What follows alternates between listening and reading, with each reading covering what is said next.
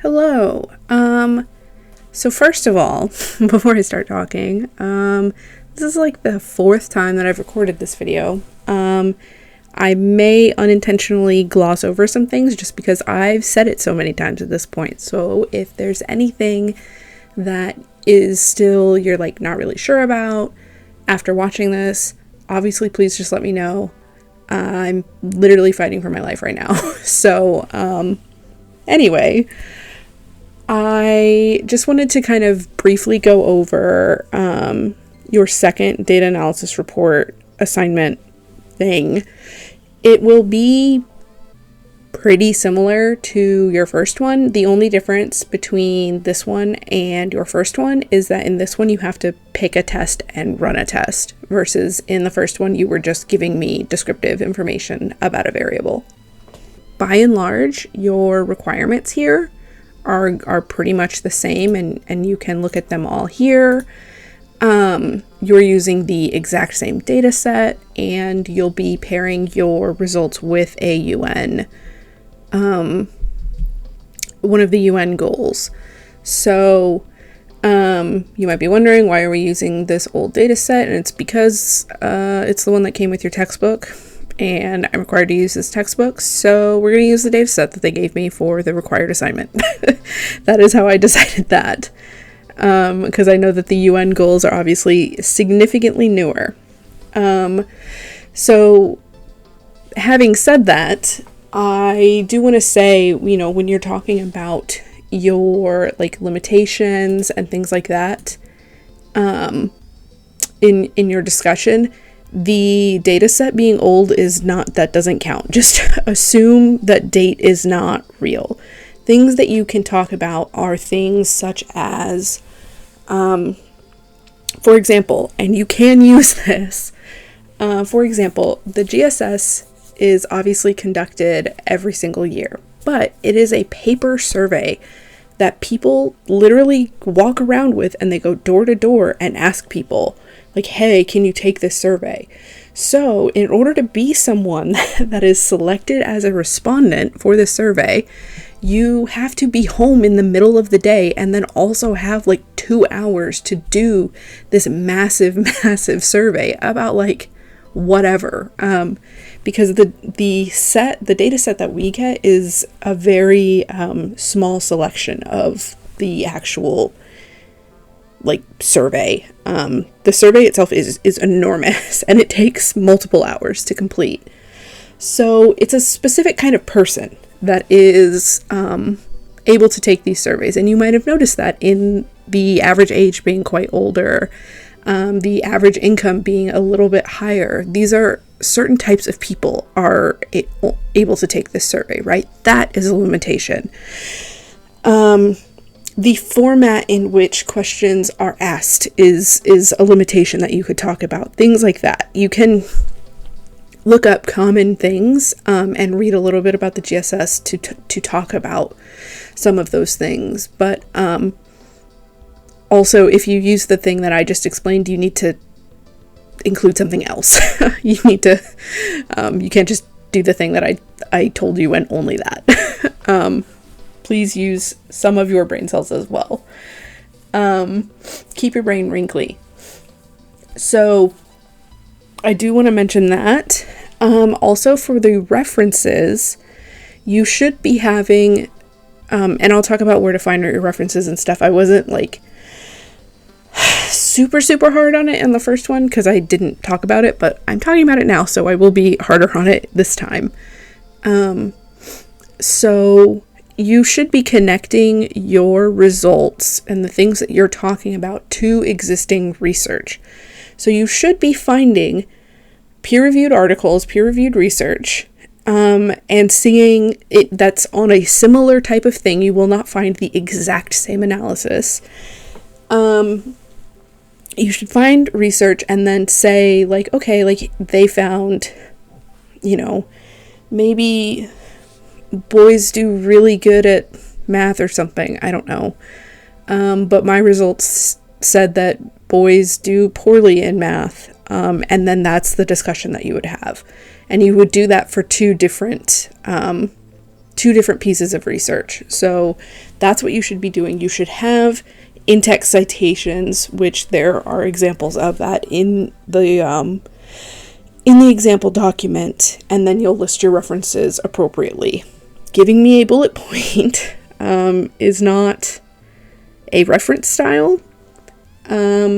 Also, just quoting like a huge chunk of the text, not appropriately citing anything. You need to make the connection yourself. So that's the other thing that I wanted to say.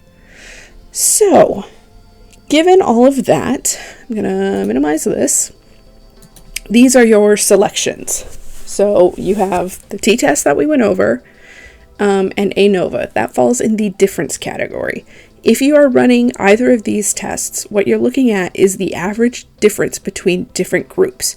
So with t-test, you may recall, it is 2 groups. With ANOVA, it is 3 or more. So that can be different response categories, whatever. How they answered their feelings about, I don't know, pineapple on pizza, whatever the question is.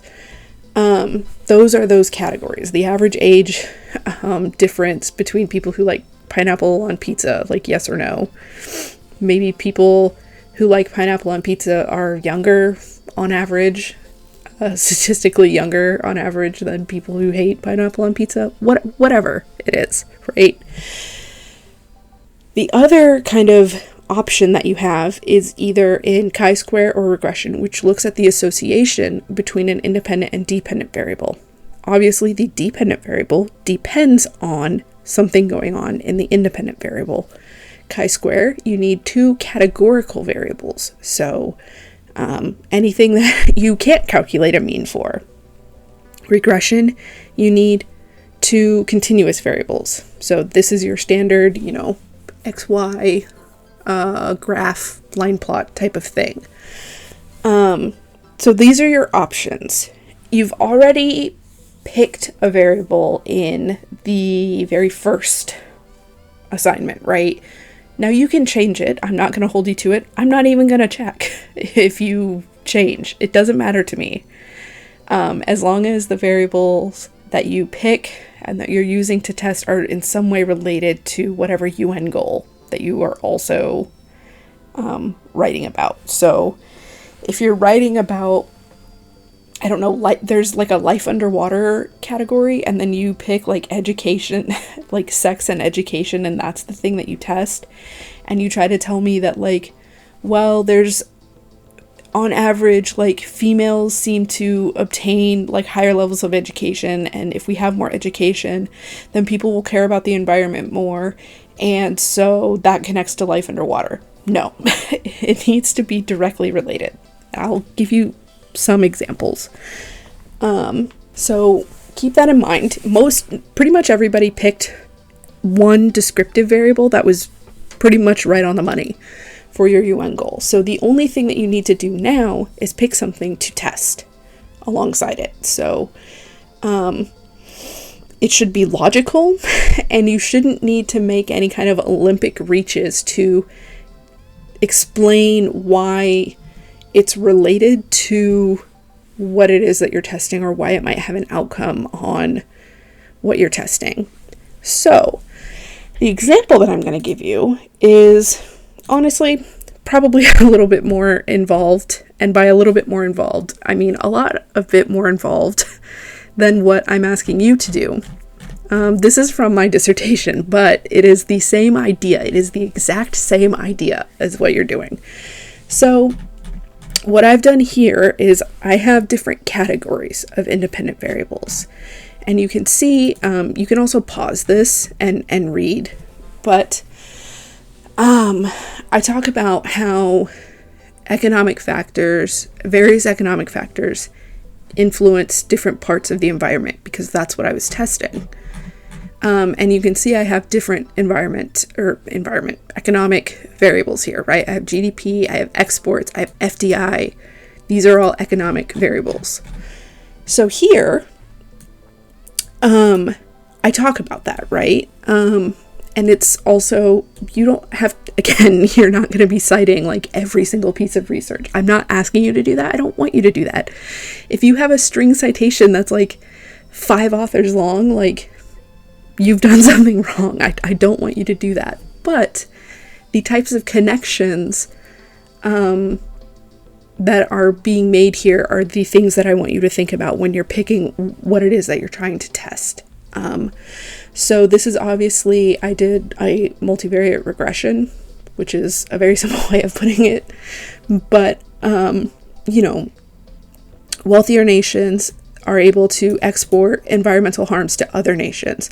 So if I'm looking at things like environmental degradation, and the ways in which environmental harms impact different nations, GDP is a very good way of seeing how that can affect that dependent variable. Does that make sense? So, you know, we, for example, in the US, we ship a lot of our trash to like India and a few other countries. We have a much higher GDP than the countries where we are shipping our trash and stuff that is allegedly being recycled, but that's not actually recycled. And then we say, oh, well, like, our environment is better because, like, we care more, but it's really just that, like, we've schlepped it off onto someone else, right? So, I make the argument right here, because of all of these other factors, all of these other tests that have been done, you know, I'm kind of arguing that a higher GDP can influence outcomes of environmental violence. I was looking at protests specifically. So these are the types of connections that I'm wanting you to make. They need to be logical, but they won't be like, it's not going to be a one-to-one. There are no one-to-one correlation type of things, one-to-one types of tests in social science research. There just aren't, right? So, you can pause this and read it if you want, but I just want you to have an idea. So these are just these sorts of things for you to consider when you're picking. Cool? Cool. So this will be uploaded on Canvas for you as well. You can see it's literally, I just added some stuff in to the first template, and you can use this as a template. I literally just kind of made up some numbers here. But you can, you know, these are the headings that you should have for each of your sections. You know, this isn't, it's just filler text, right? But this is more or less what your paper should look like when you're done. So, you know, you will introduce your data, you know, as well as the UN goal. So if you did a good job at that in the first paper, then you can literally just use the same paragraph again. The only difference that you will need to make is that,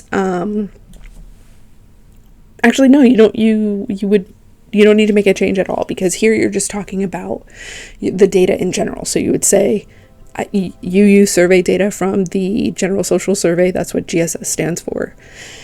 The 2010 GSS, and what you were looking at, what you're examining specifically is UN Sustainability Goal number whatever. Here's what that means. In the second section, you'll then talk about you will have 2 now, specific variables. So you'll have both. In this case, I kind of just made up a chi-square because I already had the abortion thing made out. So both your independent, dependent variables, your your categorical variable, as well as your continuous variable if you're doing t-tests or ANOVA. The only difference here is that, say this is income, right? There's no categories for income, or there shouldn't be if you're using the right one. So you could leave this, say all 1,500 people answered there's not a percentage here, but what you would instead report, and you would just add another column. You would say mean, and I don't know, maybe the average income is $96,000 or something like that. And actually this should probably, I made this ugly, but you get it. You get the idea, right? So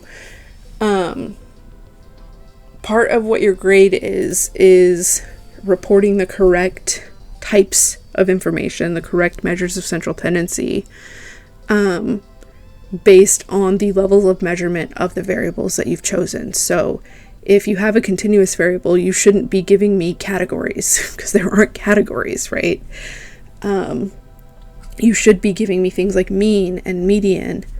You should be not giving me mean and median if the only variables you have are categories. So just those are things to keep in mind, and you can go back and, kind of brush over each of the levels of measurement. You can also look at the exercises to look at the types of things that I was asking you for in each of the tests to give you an idea of what you should be reporting.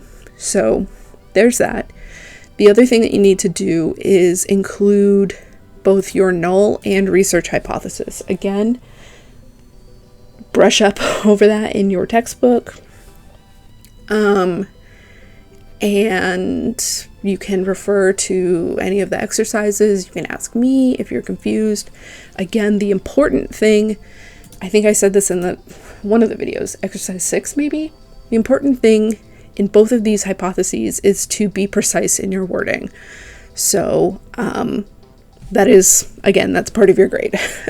So there's that. You can include a visualization for whatever your primary variable it is that you're looking at. So say if this was a t-test, your primary variable then would be the categorical one, and you could include for both if you want. it was already here from the first one, so I left it. In this section, in the new thing, the new addition is the results section, where you will talk about what happened. Are you rejecting the null? Is there statistical significance? And what does that mean? And you should talk about that in relation to the variables. You don't need to have a discussion of that, but I do need, because that's what the discussion section's for. But you do need to, again, be precise in your wording. You can look at the exercises to kind of, again, see the types of things that you should be saying. I know that the conclusion portions of those were just like one sentence, but there's always, you can say more, right? So I can actually just go back here. And again, this is so much more involved than, what I need from you. But so here, this is a very big table, right? Model 2.1, so that's this column. So you would say, I tested the effect, of this on this, and I found that this was not significant. This thing was. What does that mean? Like, the interaction between this, you will not have interaction effects, obviously. The interaction between FDI and government corruption is statistically significant and positive, which means that as FDI increases conflict more at higher levels of corruption. So you should be specific and put it in the context of your variables. The discussion section is where you'll connect it. You can see here I have no citations versus up here where I'm just saying hey, this is why I've included these variables. There are citations. And then if we go all the way down here, this is a summary of a larger paper, obviously, right? But so these are where you're making connections to other research, right? So this is kind of the idea. This is the format that you should be following, and like the cadence of the way that work like this follows. If you want to, you can pause the video, obviously, if you want to read any of this. I know you can't see the whole thing.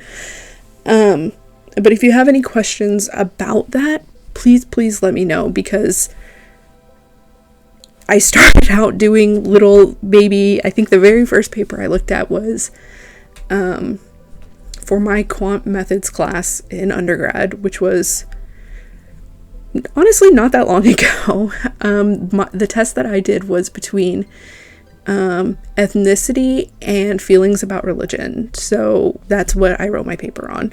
And it was a little bit longer than what you're being asked to do here, but it's the same idea. It followed the exact same format that this big stinking 96-page dissertation followed, and it was 3 pages, right?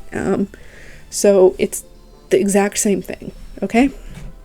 If you follow, and I'm going to talk to you about how to find papers now, but if any of the papers that you find are also quantitative, they don't have to be.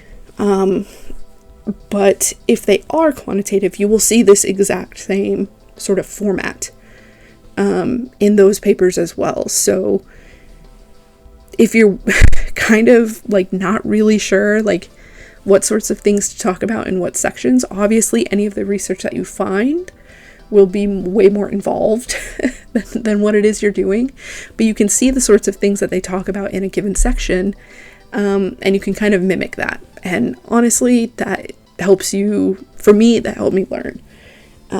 You get a sense of what goes where and what's appropriate to talk about when, things like that. So there's that. To find articles, you can see I am on the library website for the university. Literally, I just Google USF library. You can also use Google Scholar, but sometimes you find stuff and USF doesn't have access to it. So if you're not comfortable with finding stuff like this on your own, I would literally just only go through the library's website, because if it's listed there, they'll have access. So in the example here, I was looking at, well, originally it was sex and abortion or whatever. We could do income and abortion. That's fine. So literally you can just Google, wow. And again, please pretend I can spell income and abortion. So this will be your search terms. And then the thing that you need to make sure that you have checked is this, because otherwise sometimes it'll give you books or like news articles. What I want you to be, what you are required to be citing here is peer-reviewed research. So also, I don't know who designed this website, but this always appears as green on green for me. Horrible. You'll hit apply filters. So, you can see here, this is immediately like the exact same thing. You can you access PDF. And there's a couple of ways that you can kind of determine if what you're looking at will be relevant. The first is the title. Academic article titles, academic research titles, are always like really hyper specific, and that's why they're so long. So you can see exactly that this is about unintended pregnancies and abortions by income, and then also region and legal status. A lot of this has a really, I think it's called an extended abstract, but all of these articles will have basically a summary at the beginning. It'll be labeled as an abstract. Usually they're about 1 paragraph long, 300 words. They're quite short, and they will literally just tell you like, we were interested in this, like here's our research problem, we were interested in this is what we tested, this is what we found, this is what we think. It's, I mean, just 1 sentence per section, of the paper. So you read that first. Always read your summary first. So actually, let's look at this one. Oh man, all of these have such long... Give me a little one. Oh my goodness. Or you have stuff like this happen. Okay, this one worked. Is this one... Whatever. Too late now. So, okay, we think this is a good title. This might be relevant. So, you read the abstract first. This is always the very first thing that you will read after the title. Then you will read the intro. And by read, I really mean skim, 50% skim, 50% read.